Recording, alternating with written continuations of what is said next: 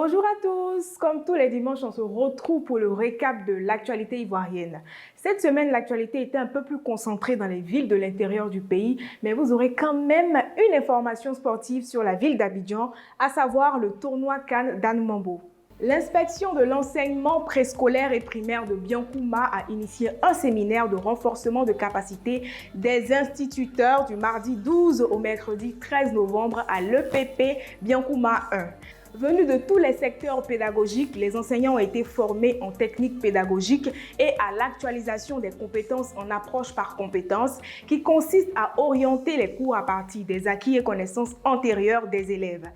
Présidée par le chef de la circonscription, l'inspecteur Bamba Zoumana, la formation a été dispensée par les professeurs du CAFOP venus de Mans. Ce mercredi 20 novembre 2019, les membres de l'association Jeunes Reporters de Mans ont tenu à marquer la journée mondiale de l'enfance par des réunions.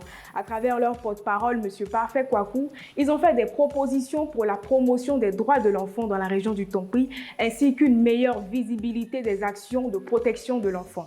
Après cette rencontre, les jeunes reporters ont mis le cap sur l'ONG Action pour le développement et la protection de la famille pour un entretien sur les actions de la structure et aussi faire quelques recommandations pour plus d'engagement à la cause des enfants en situation de rupture sociale.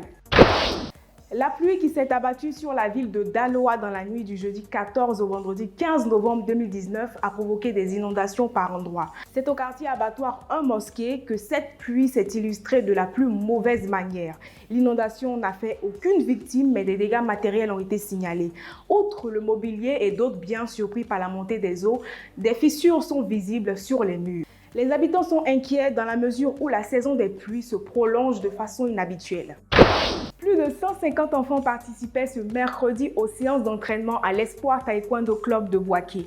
4 années après son affiliation à la Fédération nationale de taekwondo, le club de M. Soumaoro a terminé premier des 2 dernières compétitions nationales de taekwondo et a remporté le trophée du meilleur club.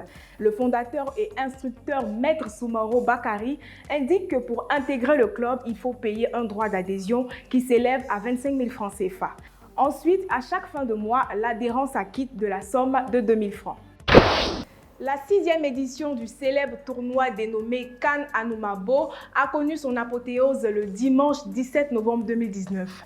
L'originalité et la particularité de ce tournoi se trouvent dans l'appellation des équipes participantes. Chaque équipe porte le nom d'un pays africain.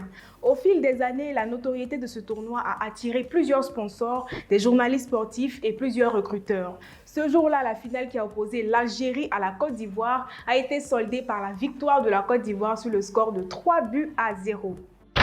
C'est terminé pour cette grande édition. Merci de l'avoir suivi. Rendez-vous dimanche prochain.